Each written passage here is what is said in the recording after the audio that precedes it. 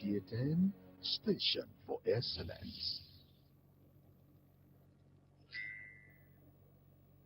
NTA TV College Jos, an affiliate of Ahmadu Bello University Zaria, is currently admitting students for its ordinary diploma programs in television journalism, television production, and television engineering. Interested candidates are advised to obtain relevant information concerning eligibility at our website at www.ntatvc.edu.ng or marketing department of any NTA station nationwide. For further information, contact Assistant Director, Marketing, NTA TV College Jos on 0803-314-4383 or the Academic Office of the College on 0806-980-9807. Announcer, Registrar. Are you in search of a serene environment to build either for residential or commercial purposes? Then, Nri Prosperity Estate is the best choice for you.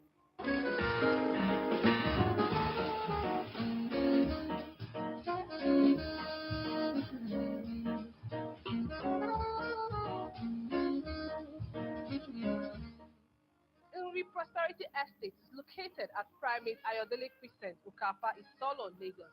It's a 5-minute drive to Agor Roundabout, Okota, 10 minutes drive to Sele Okota Link Bridge, and a 5-minute drive to Ajao Estate with good road network and constant power supply. For inquiries, please call 08033-021220.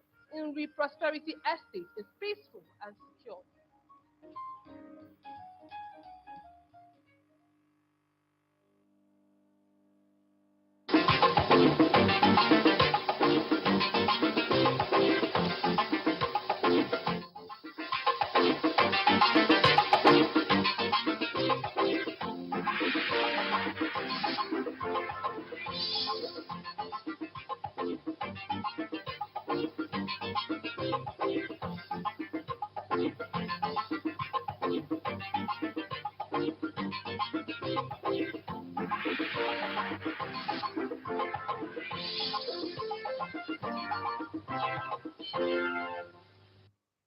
On the news tonight, Nigeria makes the list of African mRNA vaccine technology hub, plus our correspondent takes a look at cancer through the eyes of a survivor.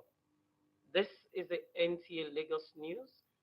I am Abaji Maimuna Yahaya on the news at 7. Nigeria has taken stronger support from the European Union towards stopping the rising trend of political instability in Africa, as well as strengthening advocacy for democratic rule. This was at a roundtable on peace, security, and governance, where the country insists on weighty sanctions against nations that engage in unconstitutional governance. State House correspondent Adamu Sambo reports. Ensuring lasting peace and security on the continent of Africa was the focus of the roundtable. President Muhammadu Buhari, who participated at the discussions held in a closed session, said for many decades Africa has been deprived of political stability and socio-economic development due to terrorism and violent extremism. More worrisome, he however said, is the current state of democracy characterized by increasing cases of unconstitutional change of governments across the continent, particularly in West Africa. There's been some backsliding in the area of democracy. We've seen a number of coups d'etat in the sub-region. And, so Nigeria's position is really that we have to take all the measures necessary and possible to stop that and check that. And but within the framework of the ECOWAS, that if there are these unconstitutional changes of government, that sanctions will kick in. And so to make those sanctions really effective, we're also looking at the UN and the European Union also helping to enforce and implement those sanctions so that they really will be effective.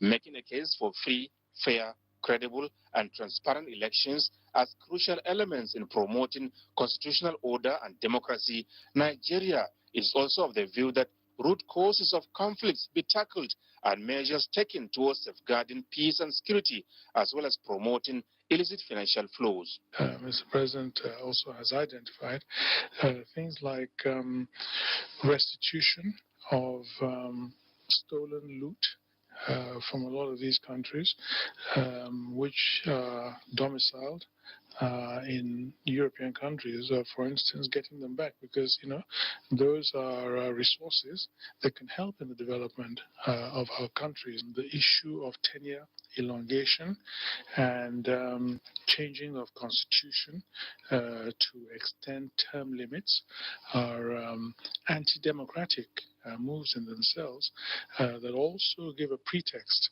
to those who want to, unconstitutionally change the government. Other participants harped on the need for increased EU support for African peace operations by way of strengthening practical cooperation, strategic EU-European Union engagement, and joint decision-making on all aspects of security, enhancing the rule of law and promoting human rights. From Brussels, Belgium, Adamu Sambu, NTA News. Meanwhile, Nigeria has been selected as one of the 6 African countries to host the mRNA vaccine technology transfer hub. This is to scale up the production and access to vaccines for COVID-19 and other related diseases in the lower middle income countries. The Director General of the World Health Organization announced this at a joint media briefing on the emergence of the European Union African Women Summit in Brussels, Belgium. Records obtained from the World Health Organization shows that more than 80% of the population of Africa is yet to receive a single dose of the COVID-19 vaccines. Much of the inequity has been driven by the fact that globally, vaccine production is concentrated in a few mostly high-income countries. This forum, convened by the World Health Organization and the European Union, is to demonstrate support for the urgent need to increase local production of vaccines, especially in low and middle-income countries. Consequently, apart from Nigeria, other African countries to benefit from this strategic investment are Egypt, Kenya, Senegal, Tunisia, and South Africa.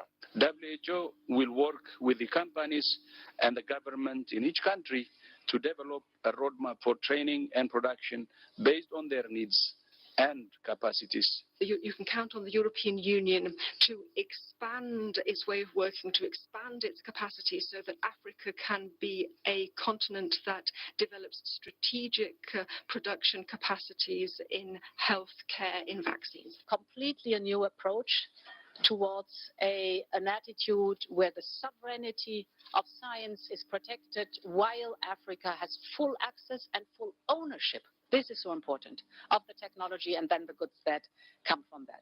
The goal is really to make sure that the technology is transferred and dismantled and shown in full scope, led by Africa and owned by Africa, with the support of Team Europe. The European Union, supported by France, Belgium, and Germany, is investing 40 million euros to the project, described as a major step forward in addressing health emergencies, expanding access to health products, and strengthening regional health security. We need to have optimum cooperation so that we can develop the manufacturing sites and even transfer the most confidential information so that you can produce as quickly as possible. We want to ensure that intellectual property is not something which stands in the way of innovation. President Muhammadu Buhari and leaders of other benefiting African countries were highly elated over the technology transfer program, which they say demonstrates the power of partnership to change the trajectory of Africa's health security for the better. Nigeria is very grateful. COVID-19 has been more or less concentrated on Nigeria. The figures that show are quite low for those infected, and we express our gratitude to the President of France, especially, for giving us a lot of the COVID vaccines, which we try very hard to make sure that the rural areas that are far and wide are reached. And we are very pleased that the amount of work being done is quite satisfactory. Leaders of the benefiting countries are optimistic that if successfully implemented, the technology transfer program will set the continent on a sustainable path of self-sufficiency in terms of vaccine supply. From Brussels, Belgium, Adamu Sambu, NTA News. Cancer has remained a global health challenge even as it increases despite series of enlightenment campaigns. Of all known cancers, breast cancer is still a common cause of death amongst Nigerian women. Lynn Leneke examined the burden of this disease. Increasing cases of cancer have continued to raise alarm globally. Data by the World Health Organization shows that 10 million incidents and 6 million deaths occur annually, and Nigeria has an estimated figure of 72,000 cancer deaths annually, with over 102,000 new cases from the population of 200 million people. The cancer journeys of Dr. Chinenye Okon and Pastor Sarafina were not palatable, but they were determined to pull through. Both ladies have experienced the bitter pills of cancer and various stages of treatment. Today, they are survivors, all thanks to early detection and treatment. I'm someone that gives health talk, educate women on how to examine their breast and all that. So I don't just preach it, I also do it myself.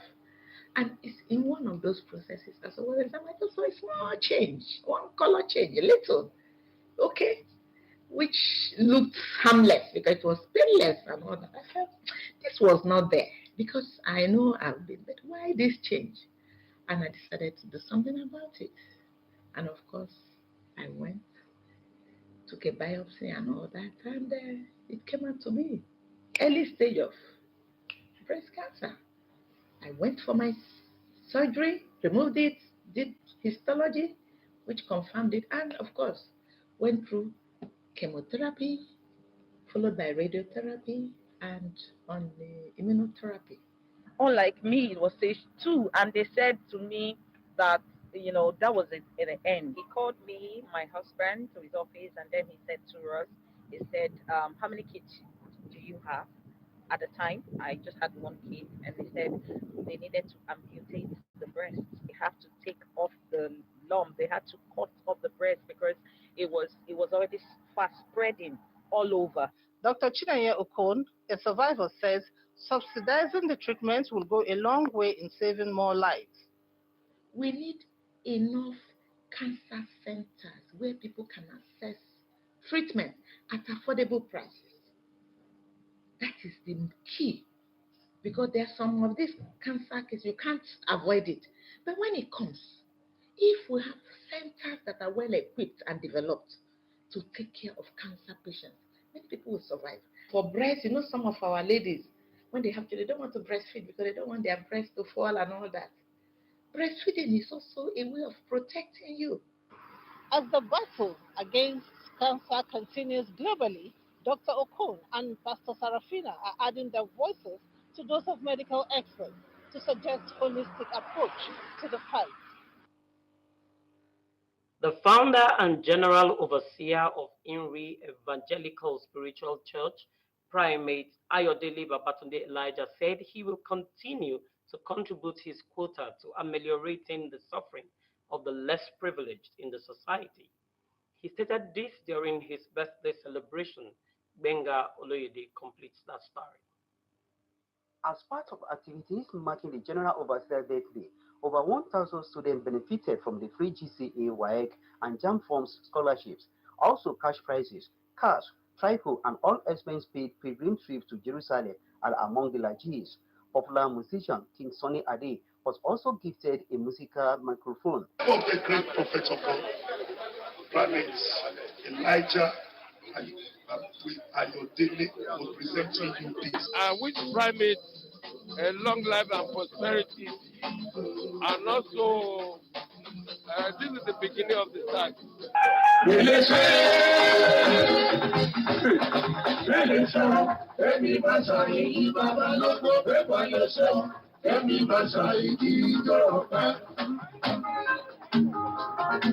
The move, according According to Primate Ayodele Babatunde, Elijah was geared towards improving the society, particularly the less privileged and vulnerable. When I know them, they are givers.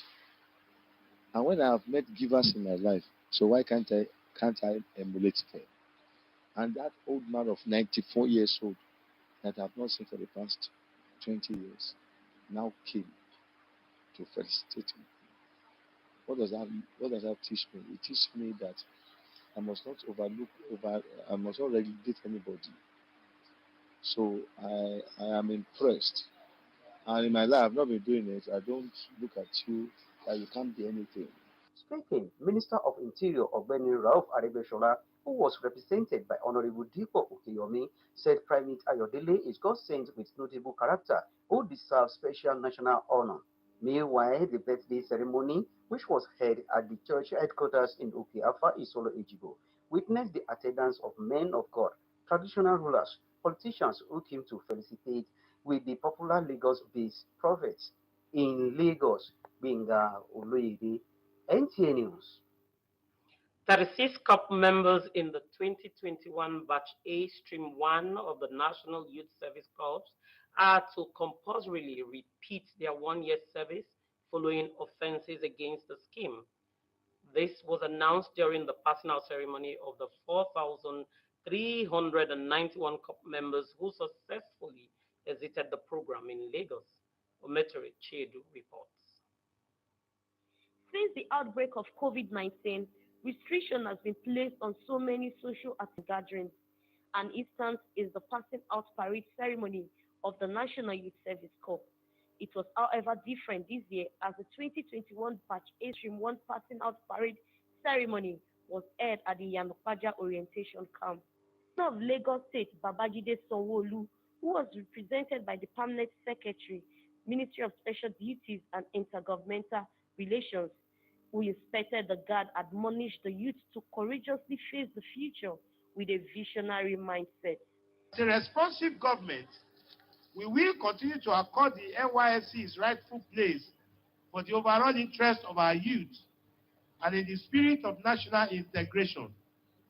Our focus is to give our youth all the necessary support and create the enabling environment for them to unleash their innovative and creative skill to become job creators. The state coordinators charged them to continue to be outstanding and contribute their quota to national development while reiterating the need for government at all levels to key into the NYSC Trust Fund. Don't forget that you are the great instruments of change in this nation. And therefore, the Nigerian society, the Nigerian government depend on you very largely to rewrite the narrative of this country. And let us drive the ship of this country to the expected end. Some of the outgoing corps members shared their experiences. This year was very fine and amazing to me. Career and where I work, probably get retained there or look for a new company and just further my career there. This NYSC Trust Fund, to actually see that we put all these infrastructures into place. And for me, we appreciate the federal government so far for what they have been doing.